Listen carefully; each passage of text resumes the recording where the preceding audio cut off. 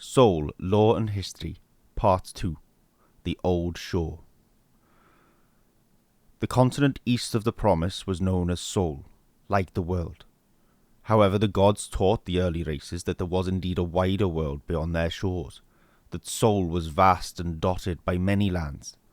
The land formerly known as Solle was renamed the Old Shore during the first 5 years of the Promised Age, after the last Great War ended and Pilgrim's Reach was established as the Mirrorland's first human city. The gods wished to ignite the spark of adventure in these early races, and each took this lesson to heart differently. Though while many departed for distant lands, a great many stayed, for this land they knew was rich and fertile, with opportunity for all, from the mightiest sorcerer seeking out ancient magics to the humblest farmer tending to his golden fields. Its western shore extends from north to south for many miles, with everything from winding, sandy beaches to dramatic cliff sides which drop into steely waters below, which crash and roll against the battered rock. It is upon the cliffs and shorelines that many of the cities of men now stand, looking out toward the horizon. Inland, cliffs and beaches give way to rolling hills, sweeping fields and deep forests. Cattle, crops and lumber make up the backbone of man's trade and infrastructure. The great mainland cities of man are all found on the western coast, with stone towers and battlements, bustling ports and markets, all ringed with high walls and solid gates.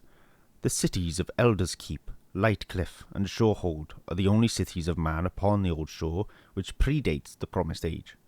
Elders Keep being the oldest human city in the world, predating the Promised Age by around 800 years. After the last Great War, the dwarves travelled into the mountains of the Cracked Spine, establishing vast underground cities. Though their people are mostly found further north, some can still be found in more southerly mining colonies, though most of these were abandoned after being picked clean of their most valuable resources within the first few centuries of the Promised Age. Such was the skill deficiency of the dwarves. The Glade is believed to be the only elven city west of the Cracked Spine. Not much else is known of the elven rule of the old continent. Before the first century of the Promised Age had even begun to wane, they travelled east beyond the Cracked Spine and into the distant land of Greenhaven. Travelling elves would never disclose information regarding their secretive civilization, and the Glade was only discovered by the wider world when it was happened upon by human woodsmen sometime around 680 PA. The nations of the Old Shore have, for the most part, lived in relative peace with each other throughout history. Their attentions were usually directed to either foreign invaders or great beasts and monsters which plagued much of the land's untamed regions. The only recorded conflict between the nations of the Old Shore was between the men of Iron Grove and the dwarves of Iron Hold in 1152 PA, over disputed rights to the Ironwood Forest to the north. Though reportedly devastating, the fighting lasted a mere 8 months before a truce was held and new official borders were agreed to.